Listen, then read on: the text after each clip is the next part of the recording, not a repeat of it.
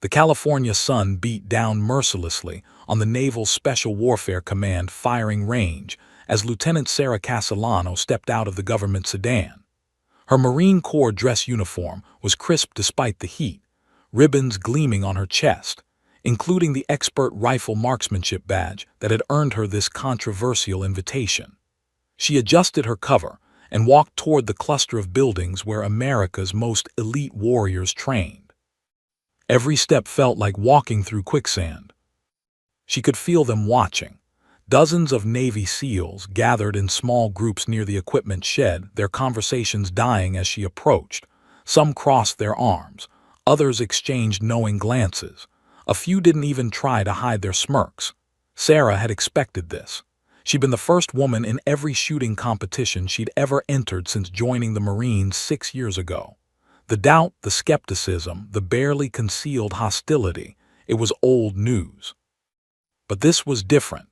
This wasn't a local competition or even a Marine Corps championship. This was Naval Special Warfare Command's elite inter-service sniper competition, an invitation-only event where the military's best marksmen competed for bragging rights and career-defining recognition. And she was the first woman who'd ever qualified to attend. Lieutenant Castellano, a gruff voice cut through the tension. Sarah turned to see a mountain of a man approaching. Master Chief Garrett Vance was a legend in special operations circles, a Vietnam veteran with a silver beard and eyes that had seen too much combat. His weathered face was impossible to read as he looked her up and down. "Master Chief," she snapped a salute. He returned it casually. "Welcome to NSW Command. I trust your drive up from Pendleton was uneventful." "Yes, Master Chief." "Good," he gestured toward the equipment shed. "Let's get you checked in and issued your gear. Competition starts at 600 tomorrow. You'll bunk in Building 3 tonight." As they walked, Sarah noticed the conversations resuming behind them, hushed but animated. She caught fragments: affirmative action, political statement, won't last a day. The equipment shed was a treasure trove of military hardware. Long tables displayed an impressive array of rifles: modern M40A6s, Barrett M82s, SR25s with advanced optics packages. Sarah's pulse quickened. She'd trained on standard-issue equipment at Quantico, but this was next-level gear. "All right, people, listen up," Vance's voice boomed across the shed. "We've got 15 competitors this year. Mix of SEALs, Marine Scout Snipers, Army Rangers, and Air Force Special Operations. Each of you will be assigned your weapon system for the duration of the competition." A young SEAL with Lieutenant Bars stepped forward with a clipboard, calling out names and equipment assignments.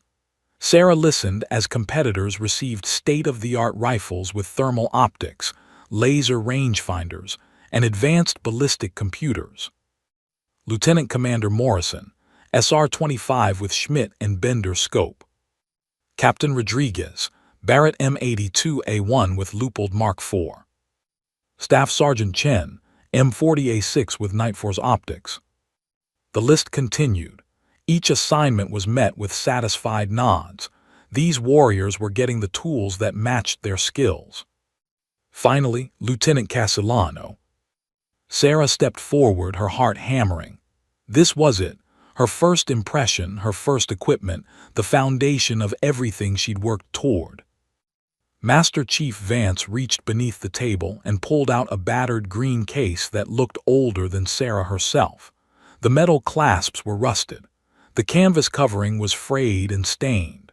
Several SEALs chuckled as he set it on the table with a heavy thunk. "Your rifle, Lieutenant." Sarah opened the case slowly.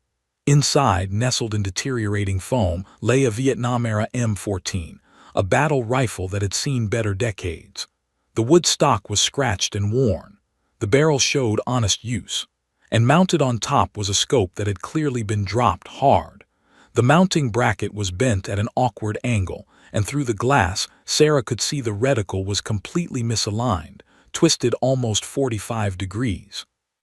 The shed fell silent. Sarah ran her fingers along the rifle's receiver, feeling every scratch and dent. This weapon had been in combat. Someone had trusted their life to it in the jungles of Southeast Asia, but the scope was completely unusable. Anyone could see that. "Is there a problem, Lieutenant?" Vance's voice was neutral, but his eyes were challenging her. Every person in that shed was watching, waiting, expecting her to complain, to demand equal equipment, to prove she needed special treatment.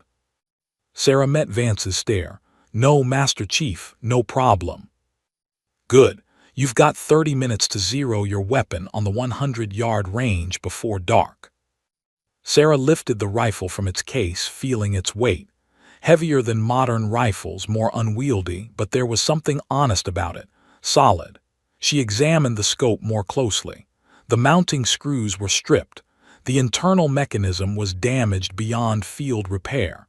This scope would never function properly again. "Need help figuring out how to work it?" Someone called out, she didn't see who. More laughter rippled through the shed. Sarah's jaw tightened, but her hands remained steady. She reached up to the scope mount and began loosening what screws still turned. The damaged scope came free in her hands. Beneath it, she found what she was looking for, the rifle's original iron sights. Simple, reliable, no batteries, no glass, no technology to fail. Just steel and skill. She removed the scope completely and set it aside, then worked the action to ensure it functioned smoothly. The bolt moved with well-worn ease. She checked the barrel, clean, properly maintained. Someone had cared for this rifle, even if they'd given it to her as a test. "I don't need it," Sarah said quietly, her voice cutting through the silence. She chambered an empty round, testing the feel, then looked up at Master Chief Vance. "Iron sights will do just fine." The shed erupted in murmurs. A few SEALs exchanged incredulous looks. One actually laughed out loud. "She's going to shoot iron sights at 600 yards, against our optics." Lieutenant Commander Jake Morrison, Reaper, according to his call sign patch, studied her with renewed interest.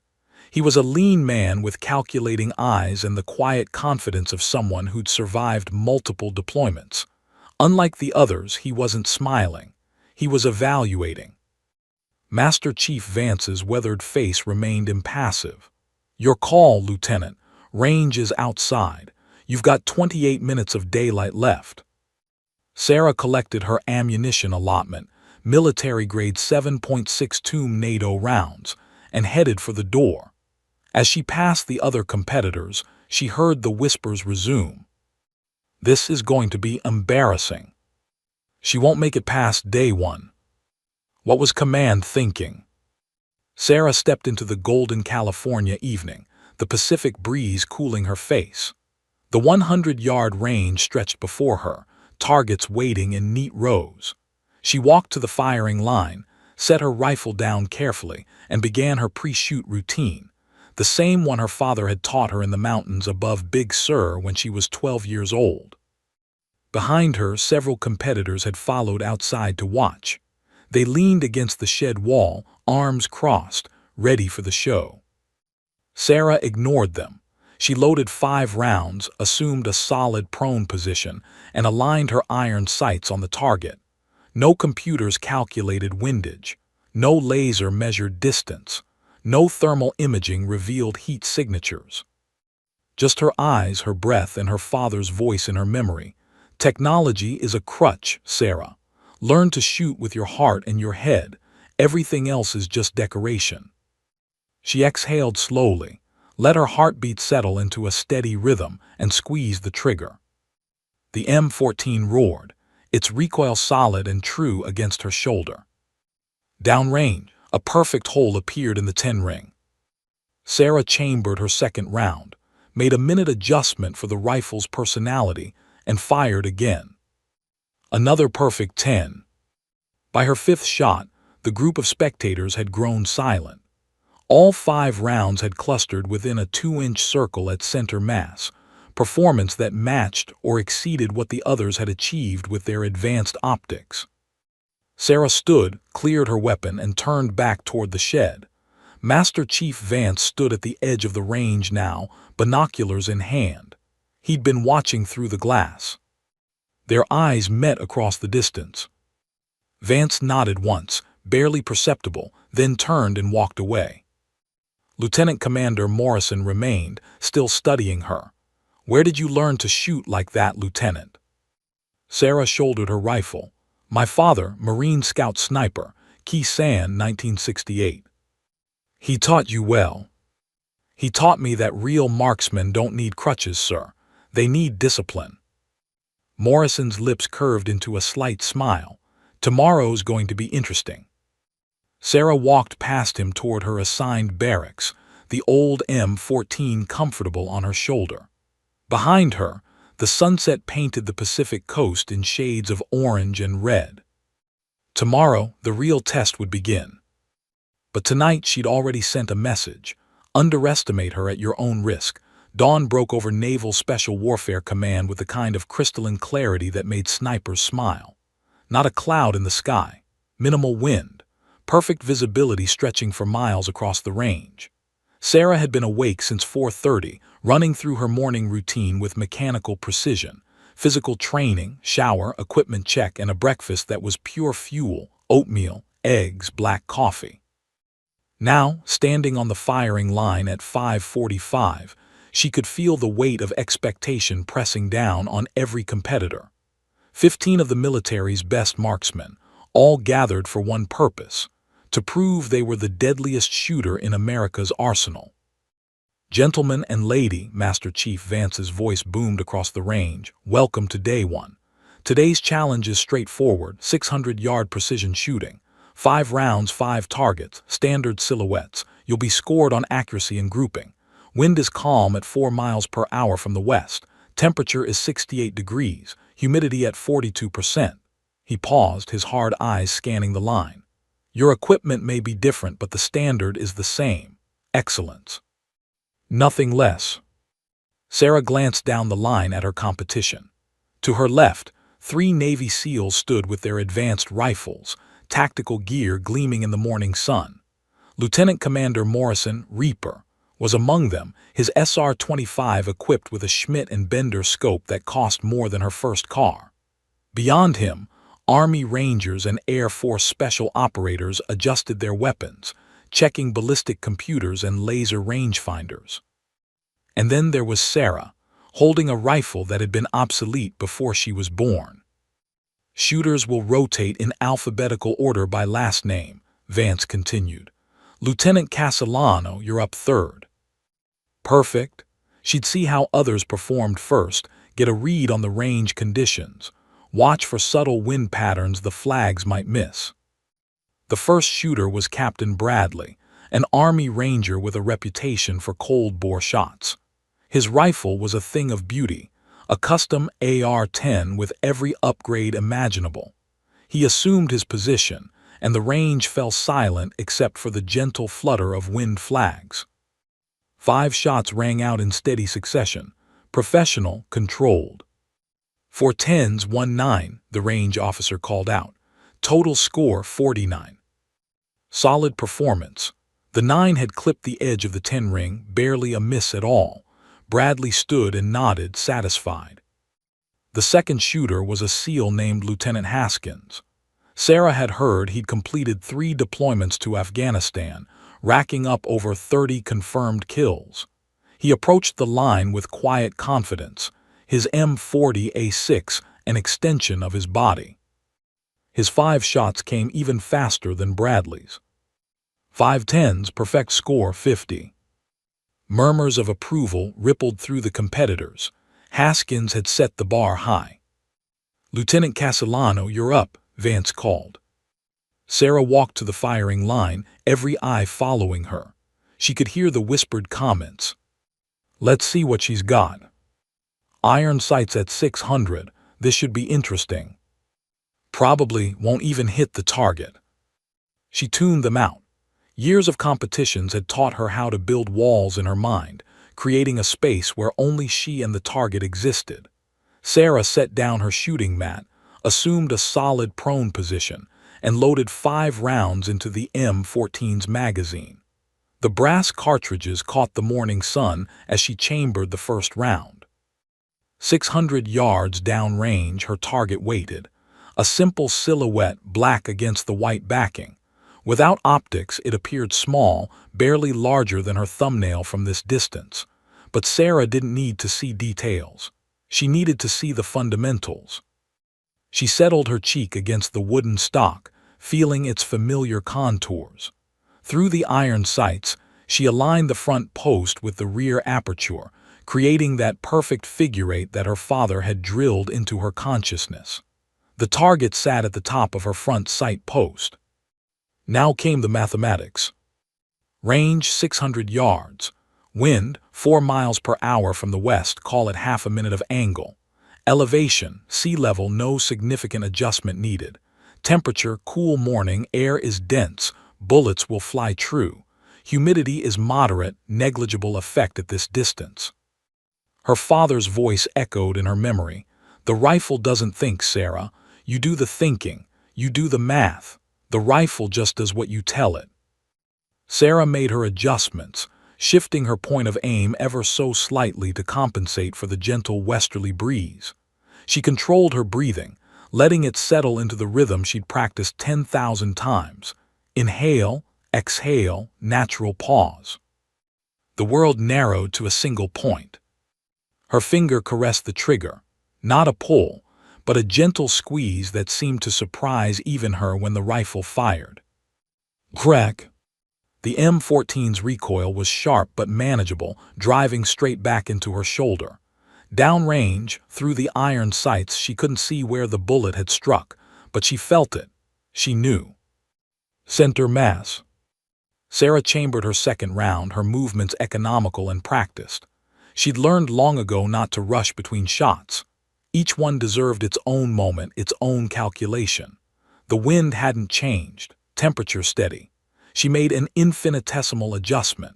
The rifle's barrel had warmed slightly, which would affect the bullet's trajectory by mere centimeters, but at 600 yards, centimeters mattered. Her second shot broke clean.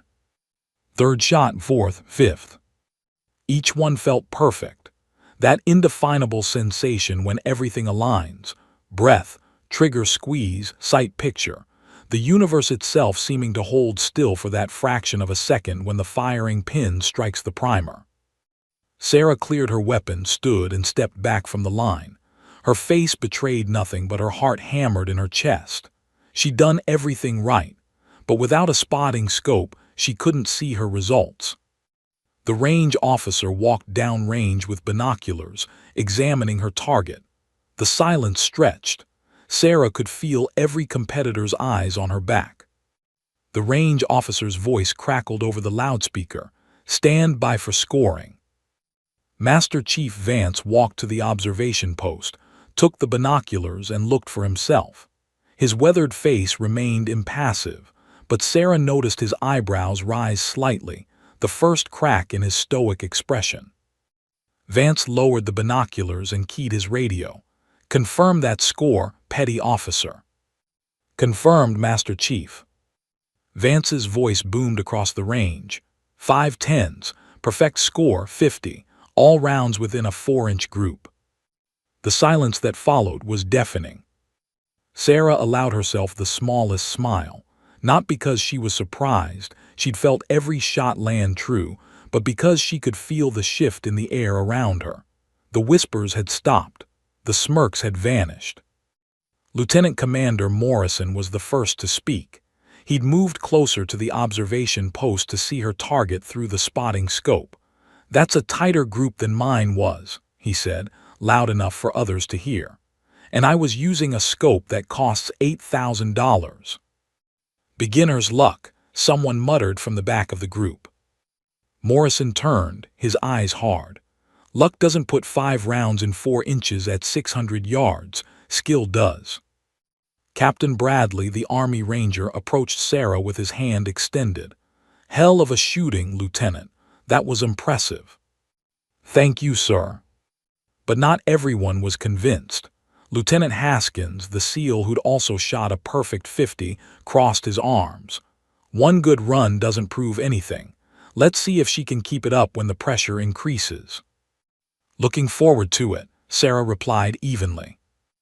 Master Chief Vance consulted his clipboard. Current standings after round 1. Lieutenant Haskins and Lieutenant Castellano tied for first place with perfect scores. Lieutenant Commander Morrison in third with 49 points. He looked up, his gaze sweeping across the assembled shooters. This competition is far from over. We've got 3 more days and increasingly difficult challenges ahead. Day 2 starts at 600 tomorrow, moving targets at variable distances. Get some rest. As the group dispersed, Morrison caught up with Sarah. That was legitimate shooting back there. Just doing what I was trained to do, sir. Your father, you said Kisan, 1968. Sarah nodded. Staff Sergeant Daniel Castellano, Marine Scout Sniper. He had over 40 confirmed kills during the siege. And he taught you everything with iron sights. He said technology was a tool but not a crutch. He wanted me to understand the fundamentals first. Master the basics, he'd say, and everything else is just window dressing. Morrison smiled, a genuine expression that transformed his usually serious face. Smart man. I've seen too many shooters who can't hit anything when their electronics fail. They're lost without their computers doing the math for them. A rifle is just a tool, Sarah said, echoing her father's words. The real weapon is up here. She tapped her temple.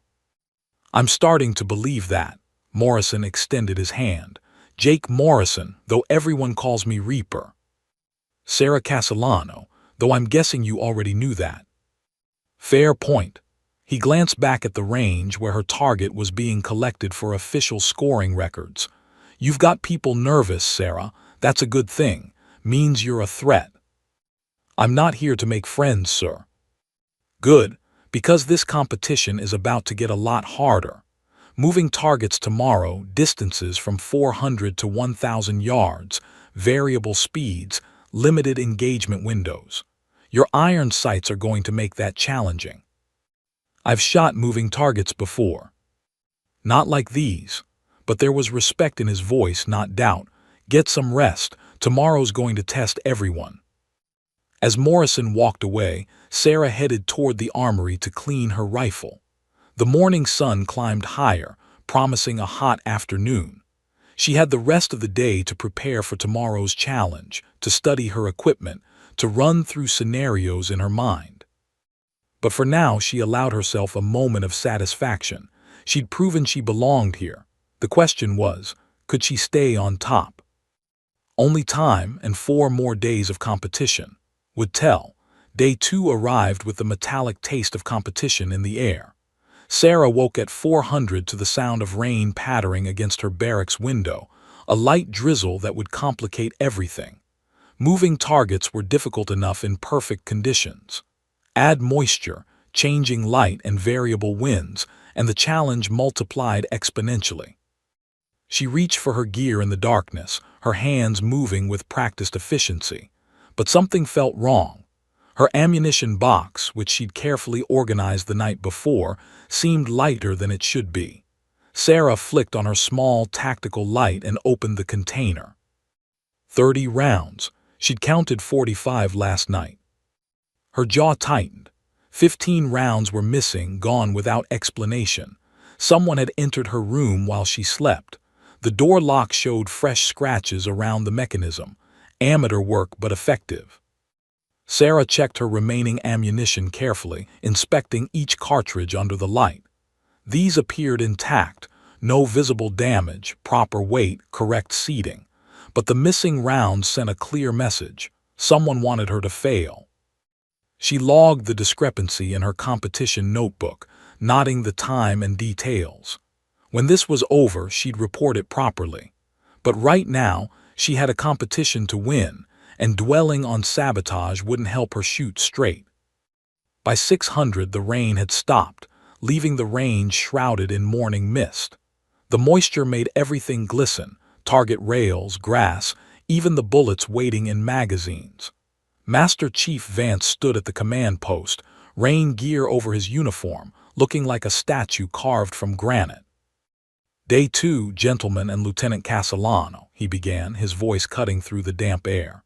Today you face moving targets.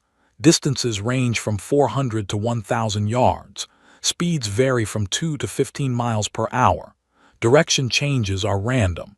You'll have 3 seconds per target, see it, calculate, engage, hit. Miss and you lose points. 10 targets total. The system is computerized and unpredictable. Sarah glanced at her competition. Lieutenant Haskins looked confident, his high-tech rifle equipped with a ballistic computer that could calculate moving target leads automatically. Morrison checked his equipment methodically, his expression focused. Others conferred in small groups, discussing strategy. She was alone, by choice and by circumstance. Lieutenant Castellano, Vance called out, checking his roster. You're shooting 5th today. 5th position meant she'd see how others performed first. Good for reconnaissance, bad for first mover advantage. Sarah nodded and moved to the observation area, watching as the first shooter approached the line. The targets were ingenious, silhouettes mounted on rails that ran parallel to the shooting line, perpendicular to it, and at diagonal angles. Each one moved at different speeds, appeared at random intervals, and stayed visible for exactly 3 seconds before disappearing.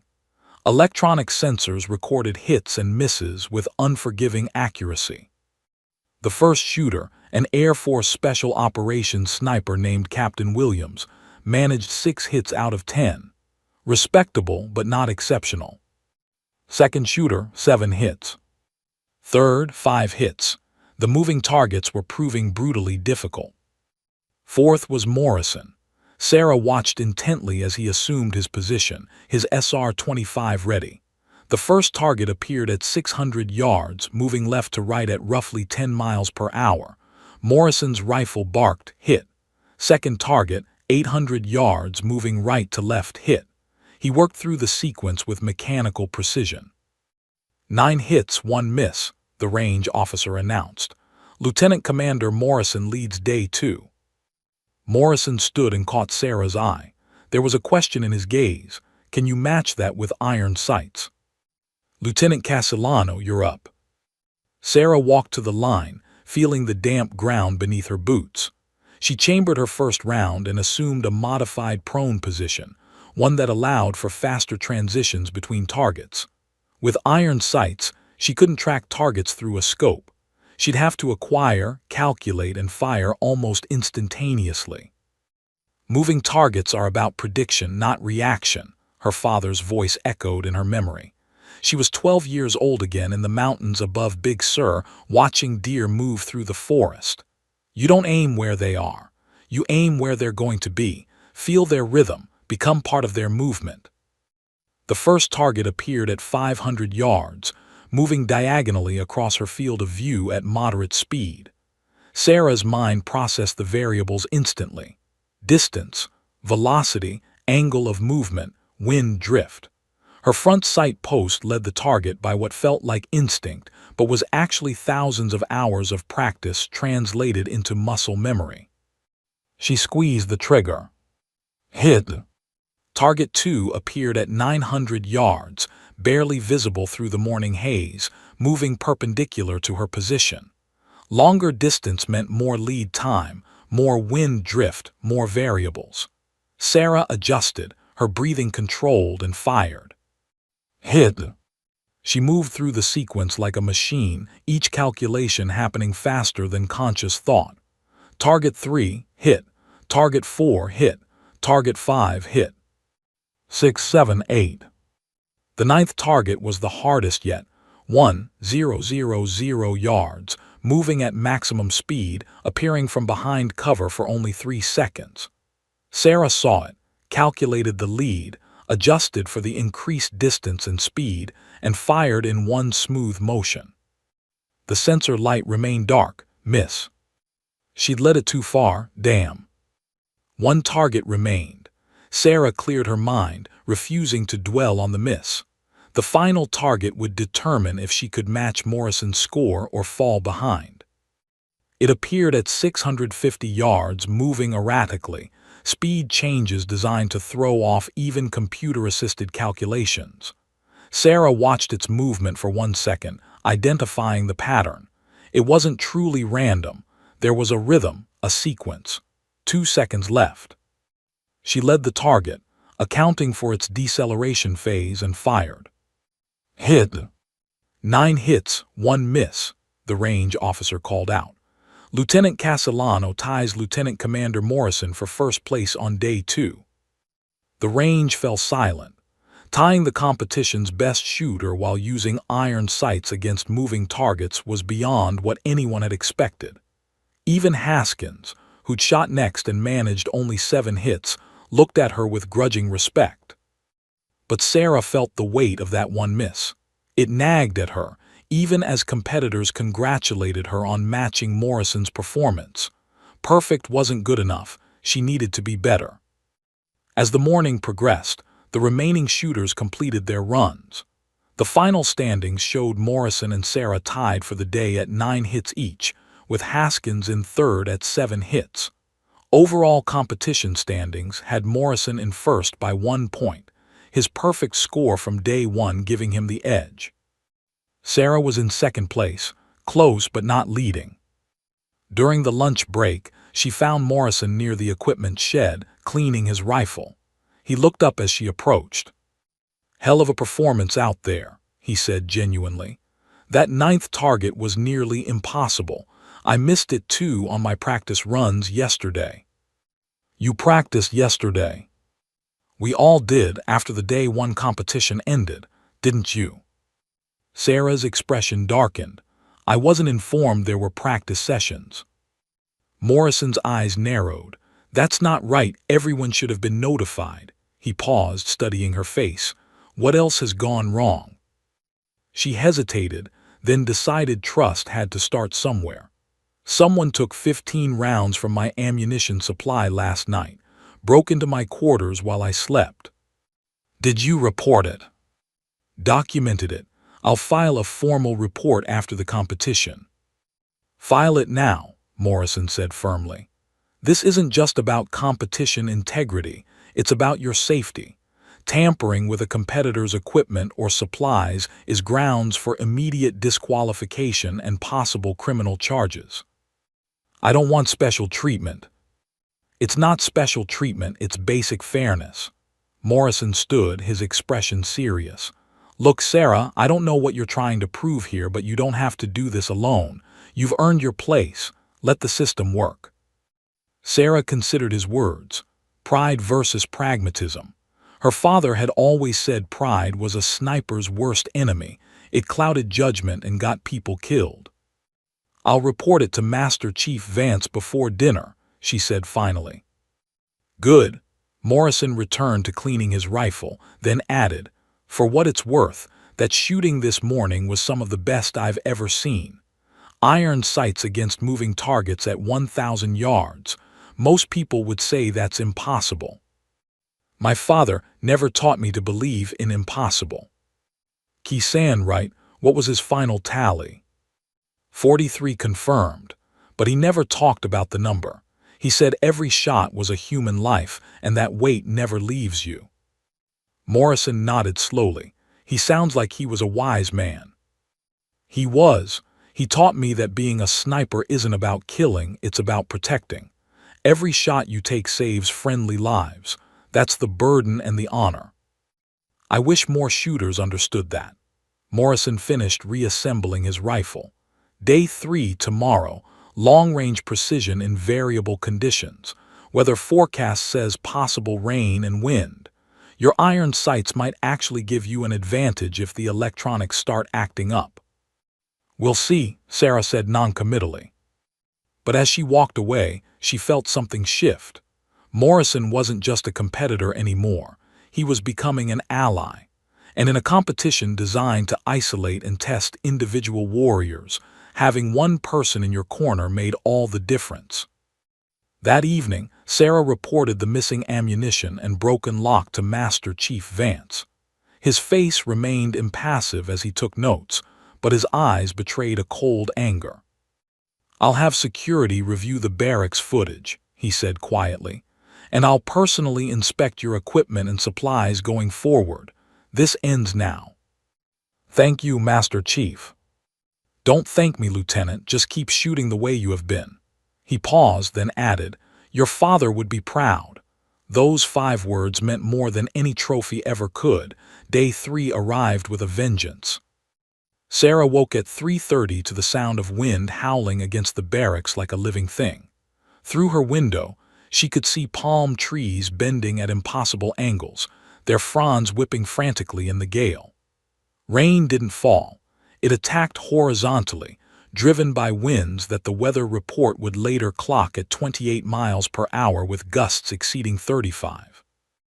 Any reasonable person would have canceled today's competition. But Navy SEALs weren't reasonable people, and neither was Master Chief Vance. By 600, 15 competitors stood on the coastal firing range, rain gear doing little to keep out the driving moisture.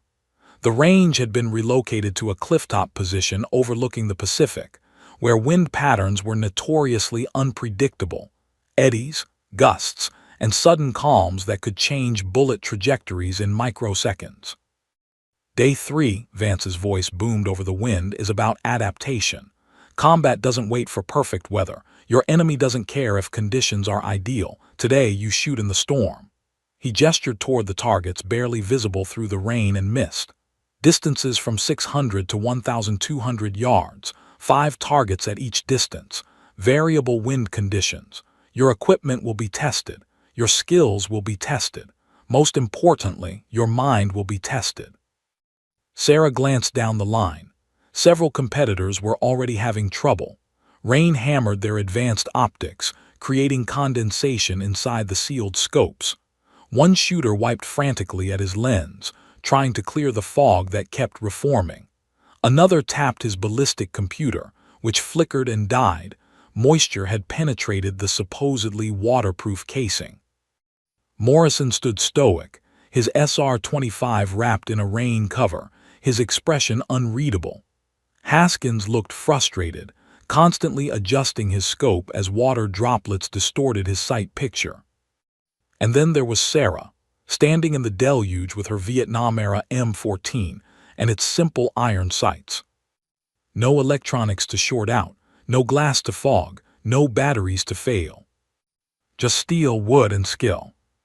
"Shooters will engage alphabetically," Vance announced. "But first, we have a modification. Due to weather conditions, anyone who wishes to withdraw can do so without penalty to their overall standing. Your Day 3 score will be recorded as your average from Days 1 and 2. 2 competitors immediately stepped forward, accepting the offer. An Army Ranger and an Air Force sniper, both experienced warriors who recognized when conditions exceeded equipment capabilities. 13 remained. The first shooter was a SEAL named Lieutenant Briggs. His expensive rifle, state-of-the-art just yesterday, was now betraying him. Through the spotting scope in the observation bunker, Sarah watched his first shot go wide by several feet. The ballistic computer, struggling to calculate wind values that changed every second, had given him bad data. His second shot was closer, but still missed the target completely at 800 yards. By his 5th shot, he'd scored only 2 hits out of 5. He stood, clearly frustrated, and moved off the line shaking his head. Second shooter, 3 hits. Third, 1 hit. The storm was winning. "Lieutenant Castellano," Vance called. Sarah moved to the line, her M14 slick with rain but functioning perfectly. She assumed her prone position, feeling cold water soak through her uniform. The discomfort didn't matter. Pain was temporary. Performance was permanent. Through her iron sights, she could barely see the first target at 600 yards through the rain and mist. But visibility wasn't everything. Sarah closed her eyes, feeling the wind against her face. It came from the west, hard and steady, with a slight upward component from the cliff's thermal currents. "When you can't see, you feel," her father had taught her during a foggy morning hunt in the Sierras. "The wind talks to you. The air has weight. Trust your senses." Sarah opened her eyes, made her calculations, and aimed into empty space, a full 3 feet left of the target to compensate for the brutal crosswind. To anyone watching, it looked like she was aiming at nothing. She fired. 600 yards downrange, the bullet curved through the storm and punched dead center into the silhouette. Even the range officer's voice showed surprise. Hit, center mass. Sarah chambered her next round. The second target was at 800 yards and the wind had shifted. She could feel the change, subtle but significant. A gust from the northwest now, slightly stronger. She adjusted her point of aim even further left, adding elevation for the increased distance and wind resistance. Hit. Third target, 1,000 yards. The rain intensified, turning the air into a gray wall of water. Sarah waited, breathing slowly, feeling for a lull in the wind. There, a momentary calm, perhaps 2 seconds long. She fired immediately. Hit. Fourth target, 1,200 yards, nearly 3/4 of a mile through a Pacific storm. Sarah's calculations became pure instinct, years of training compressed into split-second decisions. Lead left, compensate up, fire during the breath between gusts. Hit. Fifth and final target, 900 yards but positioned at an angle that created complex wind patterns. Sarah studied it for 10 seconds, watching how the rain fell, how the mist moved, reading the invisible currents in the air itself. She aimed what seemed like 5 feet from the target and squeezed. Hit. 5 for 5, the range officer announced, his voice carrying a note of disbelief. Perfect score for Lieutenant Castellano in storm conditions. The competitors watching from the observation bunker fell silent. Even Morrison, who'd been preparing for his own run, stopped to stare at the target verification display. Sarah stood, cleared her weapon, and moved off the line without ceremony. Water dripped from her uniform, her hair plastered to her head, but her face showed only calm focus. Morrison approached her as she entered the bunker. He paused, searching for words. That was supernatural. How did you even see the targets? Sometimes you don't need to see everything, Sarah replied, wringing water from her sleeves. You just need to feel what matters. Your father taught you that. In the mountains. He'd take me hunting in fog so thick you couldn't see 10 feet. Said it would make me a better shooter when conditions were clear. Morrison shook his head in admiration. I've got a computer that cost the taxpayers 15 grand, and it can't tell me what the wind is doing. You're doing it by feel. Computers are great until they're not, Sarah said simply. The competition continued. Morrison managed 3 hits out of 5, an impressive performance given the conditions, but nowhere near Sarah's perfect score. Haskins, struggling with fogged optics, managed only 2 hits. The remaining shooters fared even worse, with several scoring 0 hits in the impossible conditions. By noon, when the competition ended for the day, the standings had shifted dramatically. First place, Lieutenant Sarah Castellano. Second place, Lieutenant Commander Jake Morrison. Third place, Lieutenant Haskins. Sarah had taken the lead for the first time. As competitors filed out of the observation bunker, several approached her with newfound respect. Captain Bradley, the Army Ranger who'd shot first on day 1, extended his hand. Ma'am, I owe you an apology. I didn't think you belonged here. I was wrong. No apology necessary, Captain. You just didn't know what I was capable of. Now you do. Others followed, quiet acknowledgments, nods of respect, even a few requests for her to share her techniques. The tide had turned. She was no longer the outsider being tested.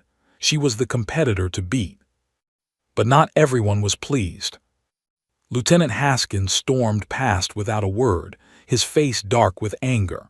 And watching from the command post, another SEAL, Lieutenant Commander Harrison, one of the senior instructors, scowled as he studied the scoreboard. Morrison noticed Harrison's expression and moved close to Sarah. Watch out for him, he said quietly. Harrison's old school doesn't believe women belong in combat roles. He's been vocal about it.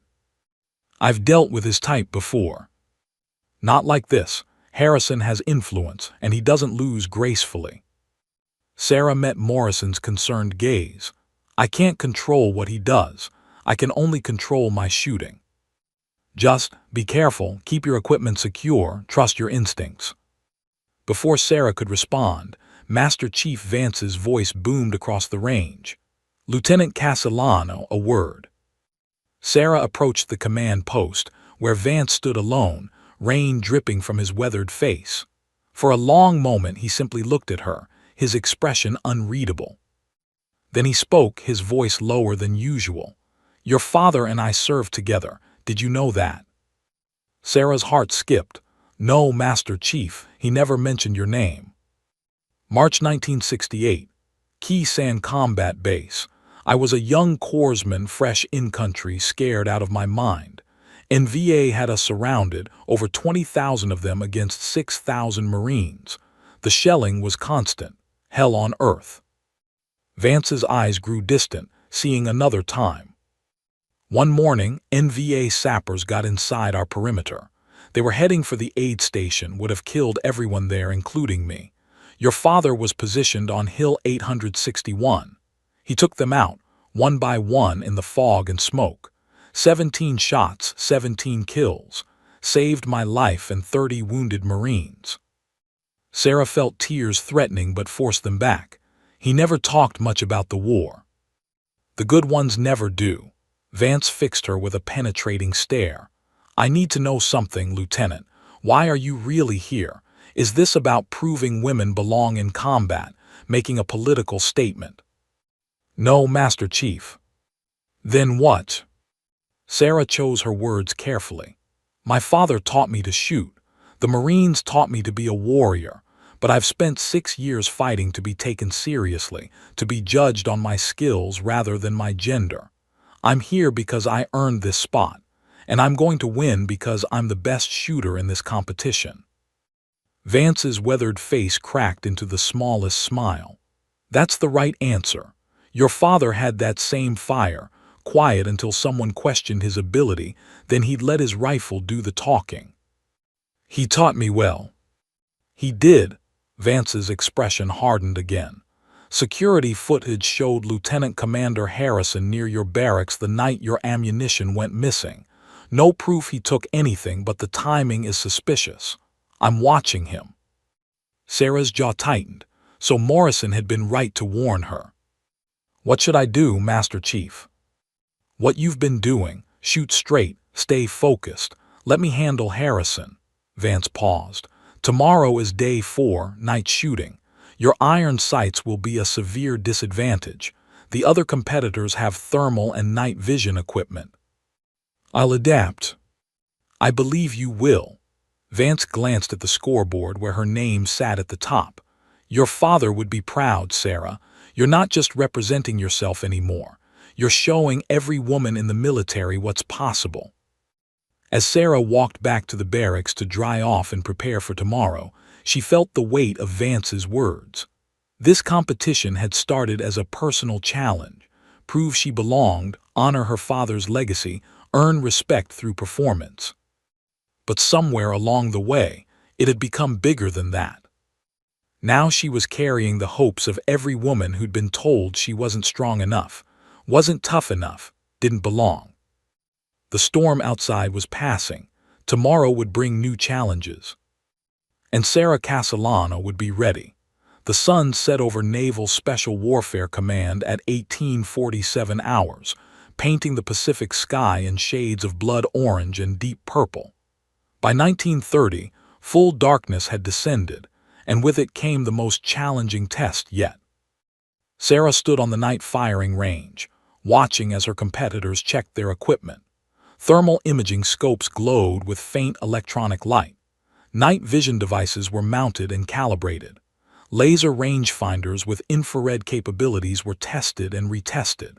Every shooter had technology specifically designed for darkness, equipment that turned night into day, making targets visible as clearly as noon.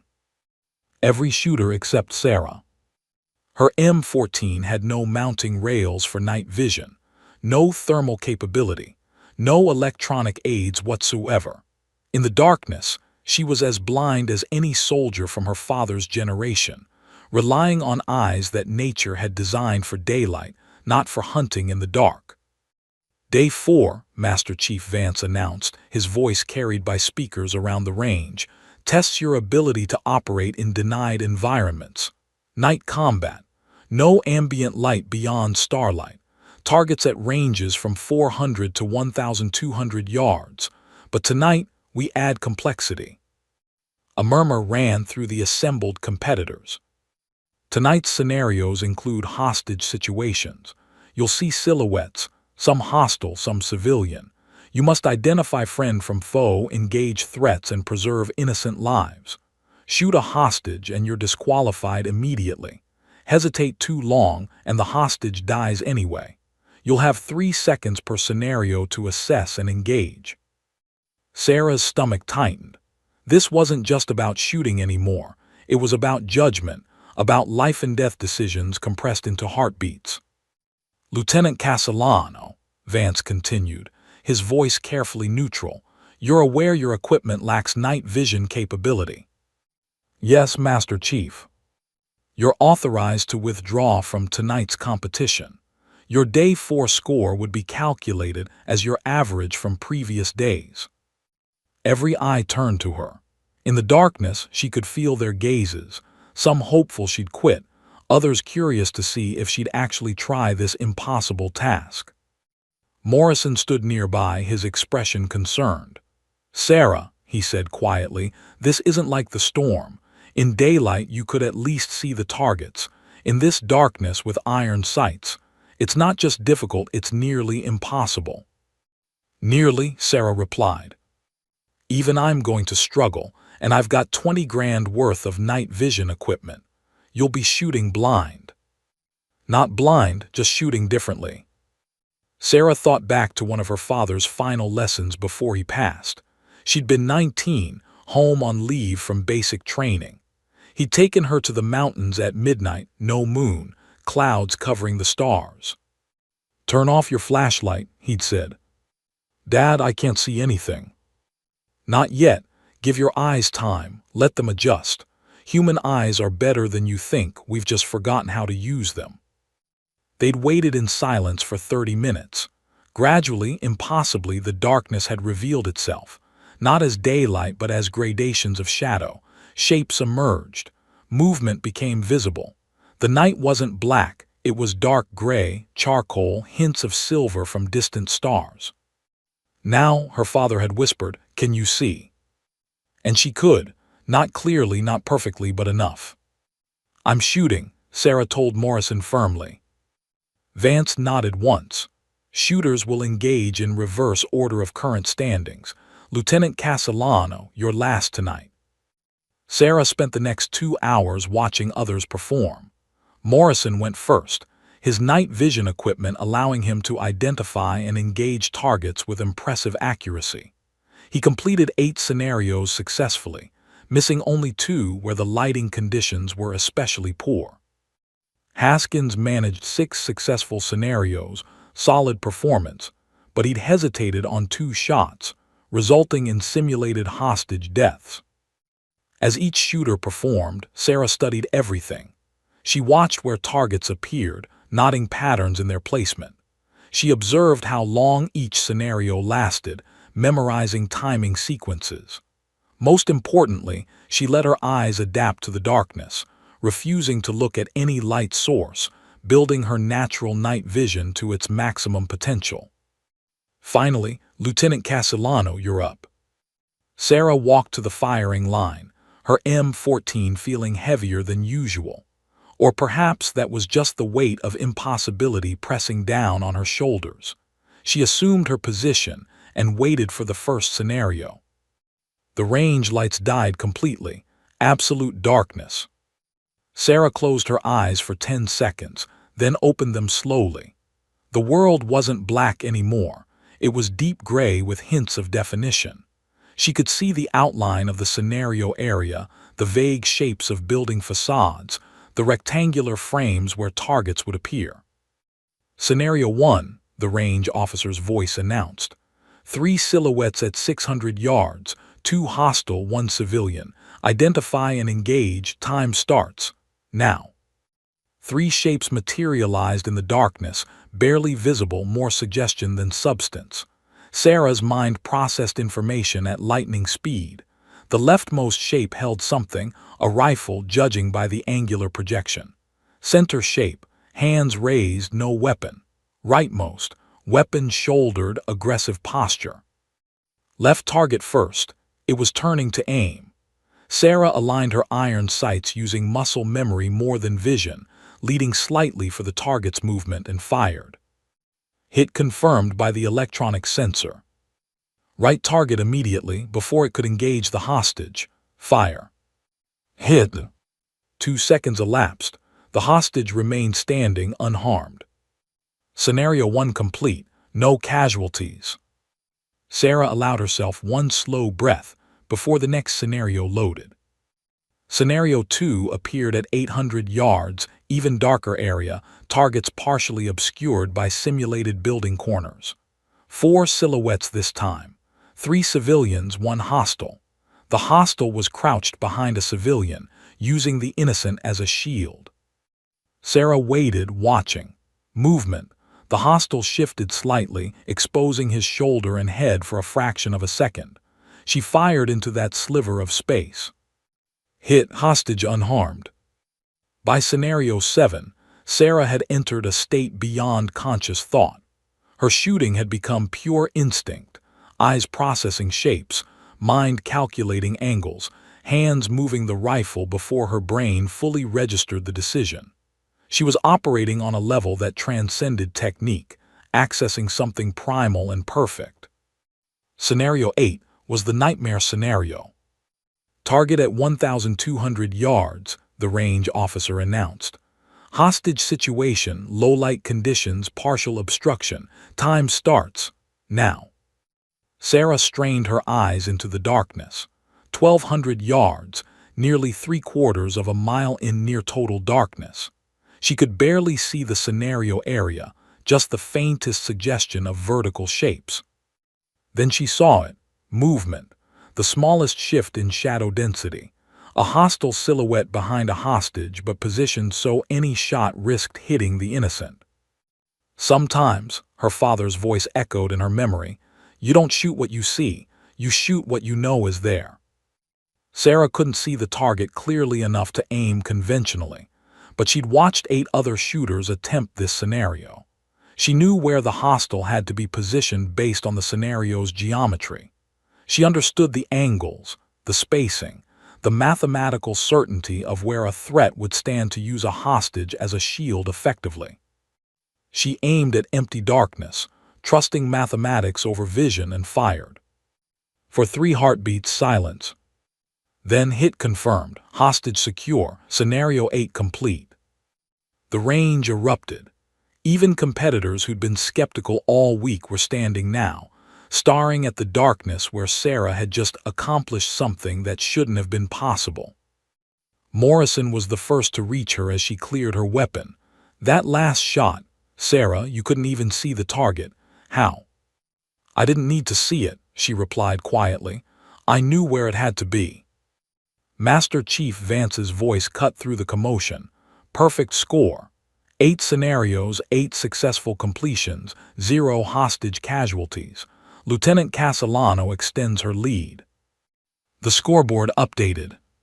First place LT, Sarah Castellano. Second place, LT CMDR, Jake Morrison, trailing by 12 points. Third place, LT Haskins, trailing by 19 points. As the competitors dispersed into the night, Vance approached Sarah privately. Tomorrow is the final day.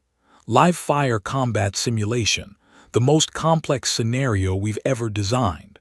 Urban warfare environment, multiple threats, split-second decisions under maximum stress. I'll be ready, Master Chief. I know you will. Vance paused.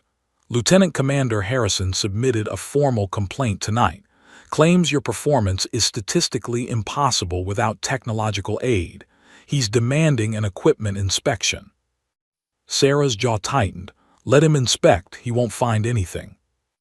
I told him the same thing, but watch your back tomorrow. A man who feels threatened does desperate things. As Sarah walked back to her barracks, Morrison fell into step beside her. You've already won, you know. Even if something goes wrong tomorrow, you've proven everything you set out to prove. I haven't won until I win, Sarah replied. Tomorrow I finish this. Above them, stars emerged between breaking clouds, the same stars that had given her just enough light to accomplish the impossible. Tomorrow would bring the final test, and Sarah Castellano intended to leave no doubt about who the best shooter in this competition really was. Dawn on day 5 arrived with Sarah's hands still trembling from the discovery she'd made 3 hours earlier.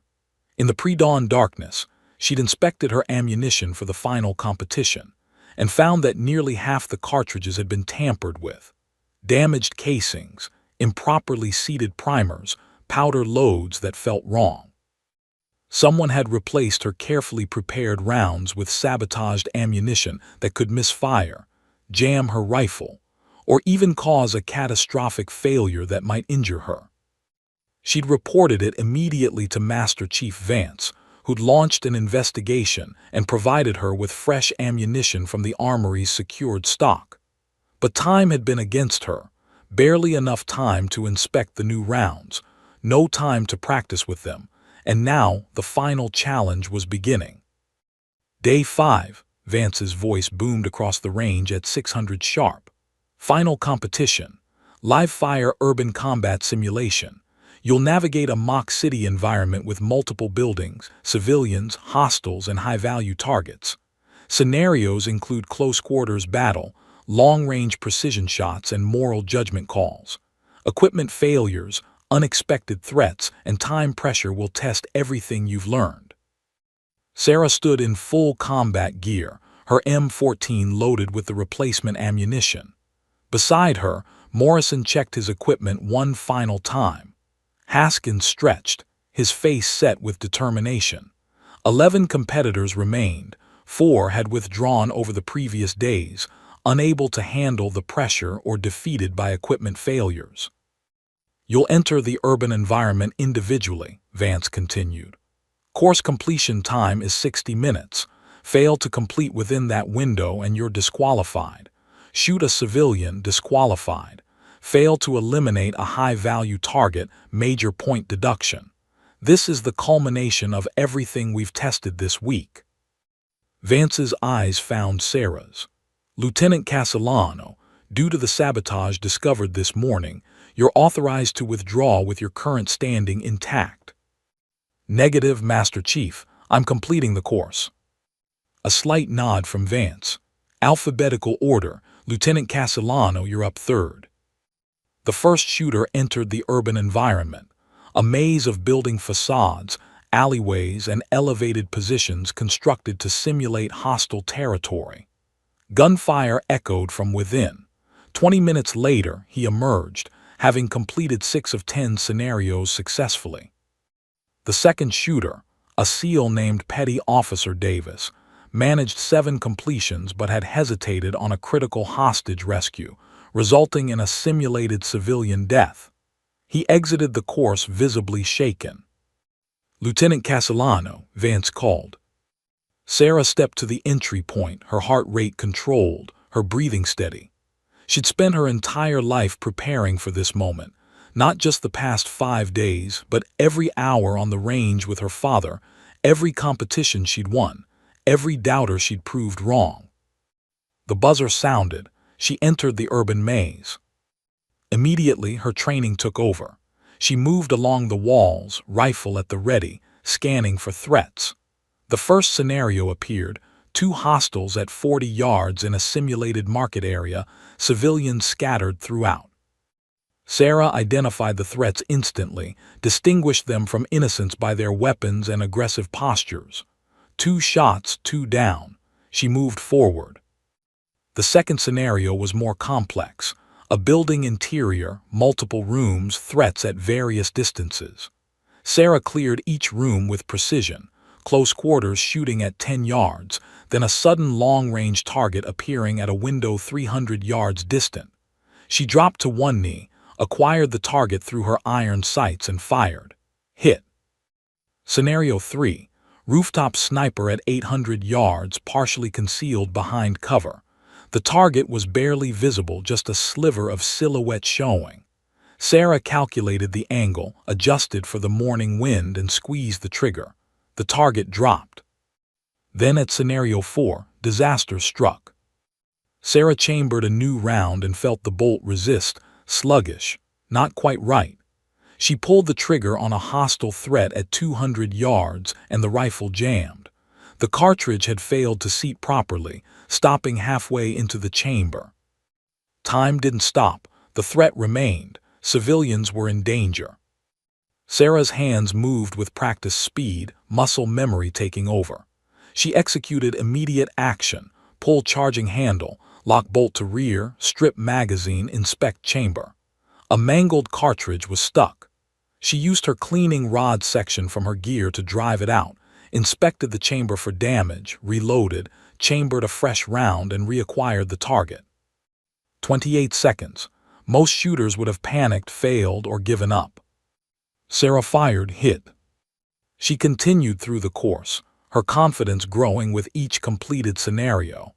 The damaged ammunition had cost her precious time, but she adapted, checking each round before chambering it, discarding 2 more suspicious cartridges, shooting with what remained. Scenario 7 was the technical challenge. 3 hostage takers at extreme range, 100 yards, positioned in different windows of a 3-story building. Obscured positions. Low contrast against the building's dark interior. And the hostages were visible, making any error potentially lethal. Sarah found a shooting position that gave her the optimal angle. Through her iron sights, the targets were barely distinguishable from shadows. But she'd spent 4 days learning to shoot what she could barely see, trusting instinct and mathematics over visual confirmation. First target, left window, 2nd floor. She aimed, compensated for distance and elevation, fired. Hit. Second target, right window, 3rd floor. Higher elevation, slightly different wind exposure. Adjust, fire, hit. Third target, center window, 1st floor, the most obscured position. The hostage was directly in front of the threat, no room for error. Sarah waited, watching for movement. There, the hostile shifted slightly, exposing a narrow angle of vulnerability. She fired into that impossibly small space. Hit, hostage unharmed. The final 3 scenarios tested her judgment more than marksmanship. Ambiguous situations where threats weren't clearly defined, where split-second decisions meant the difference between saving lives and taking innocent ones. A figure with a weapon, but was it pointed at her or surrendering? Sarah held fire for 1 crucial second, saw the weapon lower, and moved past without engaging. Correct, it was a civilian who'd picked up a fallen weapon in panic. 2 figures struggling, one hostile, one friendly, impossible to distinguish in the chaos. Sarah couldn't risk the shot. She moved to a better angle, identified the threat by his tactical gear, and eliminated him without harming the civilian he'd been attacking. The final scenario was deceptively simple: a single hostile at 600 yards, exposed position, clear shot. But something felt wrong. Sarah studied the situation, her instincts screaming warning. Then she saw it, a wire, barely visible, running from the hostile's position to a nearby building where civilians sheltered. A trap. Shooting the hostile would trigger an explosive device. Sarah redirected her aim to the wire itself, a target barely thicker than a pencil at 600 yards. She fired. The wire severed. The trap was neutralized. Then she eliminated the hostile with her next shot. The exit buzzer sounded. Sarah emerged from the urban environment, her uniform soaked with sweat, her rifle's barrel still warm from firing. Master Chief Vance stood with a stopwatch and tablet, his expression unreadable. Time 42 minutes 16 seconds. Scenarios completed 10 of 10. Civilian casualties 0. High-value targets eliminated, all confirmed. Equipment malfunction overcome in under 30 seconds. Vance looked up from his tablet. Perfect score, Lieutenant Castellano. The assembled competitors fell silent. Morrison was the first to react, starting a slow clap that others gradually joined. Even Haskins, who'd resented her presence from day one, nodded with grudging respect. But Sarah barely heard the applause. Her eyes were fixed on Lieutenant Commander Harrison, who stood at the back of the group, his face twisted with barely contained rage. He tried to sabotage her, tried to make her fail, tried to prove she didn't belong. And she'd beaten his sabotage, along with everything else. As Morrison approached to congratulate her, Vance's voice cut through the celebration. "Lieutenant Commander Harrison, report to my office immediately. Military police are waiting." Harrison's face went pale. Security footage had finally confirmed what everyone suspected. He'd been the one tampering with Sarah's equipment, stealing ammunition, breaking into her quarters. His career was over, ended by his own prejudice and inability to accept that excellence had no gender. Sarah watched him being escorted away, feeling not triumph but sadness. Harrison had let his bias destroy him, when he could have learned something instead. "Hell of a run," Morrison said, arriving at her side. "That malfunction clearance was the fastest I've ever seen, and that wire shot at the end, that was surgical precision under maximum pressure." "Just doing what needed to be done," Sarah replied. "No," Morrison said seriously. "That was leadership. That was showing everyone watching that excellence transcends equipment, gender, or any other arbitrary barrier. You didn't just win today, Sarah. You changed minds." Master Chief Vance approached, his weathered face showing the closest thing to a smile Sarah had seen all week. "Final standings will be calculated tonight. Awards ceremony at 800 tomorrow. But between you and me, Lieutenant," he extended his hand, "your father would be damn proud." Sarah shook his hand firmly, feeling the weight of 5 days of competition finally lifting from her shoulders. She'd proven everything she'd set out to prove and more. Tomorrow would bring the official recognition. But today, in this moment, she'd already won the only victory that truly mattered. Respect earned through undeniable excellence. The sun climbed higher over Naval Special Warfare Command, as Sarah finally allowed herself to breathe. One more day, one more ceremony, and then a new chapter would begin. The morning of the awards ceremony arrived with California sunshine painting the Naval Special Warfare Command parade ground in golden light. Sarah stood before her mirror in dress uniform, the fabric crisp and perfect, ribbons aligned with military precision. But her eyes kept drifting to the photograph on her footlocker, her father in his marine dress blues, taken just before his deployment to Vietnam in 1967. "I did it, Dad," she whispered to the image. "I won." A knock at her door interrupted her thoughts. Morrison stood outside, also in dress uniform, his seal trident gleaming on his chest. "Ready for this?" he asked. "As ready as I'll ever be." They walked together to the parade ground, where rows of chairs had been assembled facing a raised platform. Other competitors were already arriving, along with senior officers from multiple branches of service. Word of the competition's outcome had spread through the military community. This wasn't just another training exercise anymore. It had become something historic. Master Chief Vance stood at the platform's center, flanked by a Navy admiral and a Marine Corps major general. As Sarah and Morrison took their seats in the front row, Vance's eyes found hers and nodded slightly. At precisely 800, the ceremony began. "Ladies and gentlemen," the admiral's voice carried across the assembly, "we gather today to recognize excellence in one of the military's most demanding disciplines, precision marksmanship. This week's competition tested 15 of our nation's finest warriors under conditions designed to break equipment, challenge skills, and reveal character. He paused, letting his words sink in. What we witnessed this week went beyond technical proficiency. We saw adaptation under pressure. We saw integrity in the face of sabotage. We saw a warrior who refused to make excuses when given inferior equipment, who instead chose to prove that the weapon doesn't make the shooter makes the weapon. Sarah felt every eye turning toward her. The Admiral continued, third place with exceptional performance across all 5 days, Lieutenant Robert Haskins, United States Navy. Haskins stood, accepted his award with professional grace, and returned to his seat. Second place, demonstrating tactical excellence and consistent high-level performance, Lieutenant Commander Jake Morrison, United States Navy, Naval Special Warfare Command. Morrison rose, shook hands with the Admiral, and accepted his award. As he returned to his seat, he caught Sarah's eye and smiled. And now, first place. The Admiral's voice grew stronger. This year's competition was won by a margin that removes all doubt. Perfect scores on days 1, 4, and 5. Leading performance on days 2 and 3 despite equipment sabotage and institutional resistance. The first woman to not only compete in but dominate the Naval Special Warfare Advanced Sniper competition.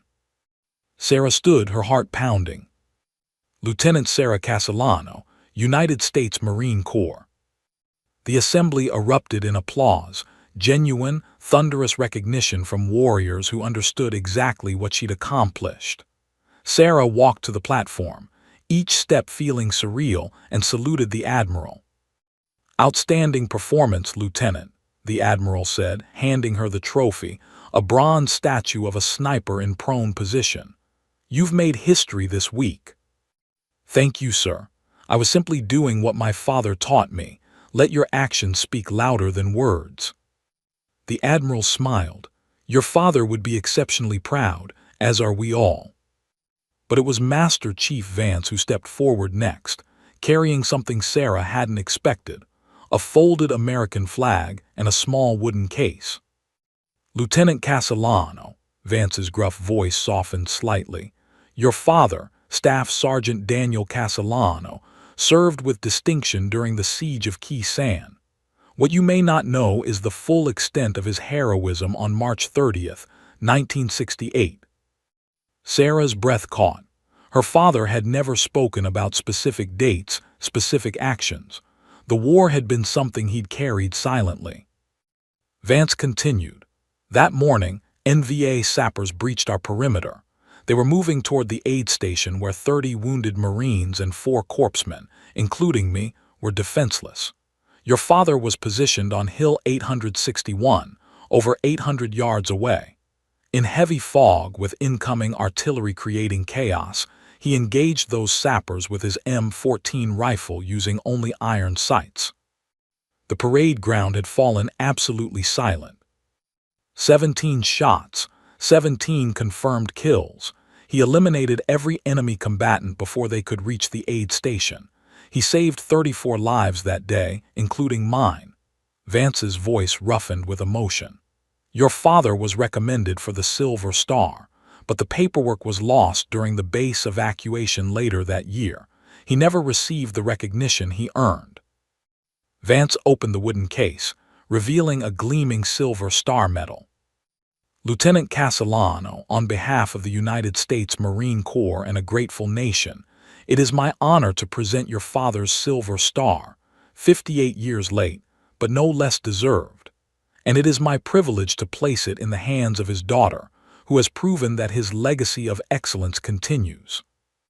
Tears streamed down Sarah's face as Vance pinned the medal to the flag and placed both in her hands. The weight of it, not the physical weight, but the emotional gravity, nearly buckled her knees. "He taught you well," Vance said quietly, his own eyes glistening. "You shot the exact same way he did, with iron sights, with instinct, with heart. And like him, you saved lives through your actions. This week, you showed dozens of young shooters that technology is a tool, not a crutch. That's a lesson worth more than any trophy." The applause that followed was different this time, deeper, more reverent. These warriors understood they were witnessing something beyond competition results. This was legacy, honor, and history converging. As Sarah returned to her seat, carefully cradling her father's flag and medal, the admiral made one final announcement. Lieutenant Castellano, Naval Special Warfare Command would like to offer you a position as Senior Sniper Instructor. You would be the first woman to hold this position, responsible for training the next generation of military marksmen across all service branches.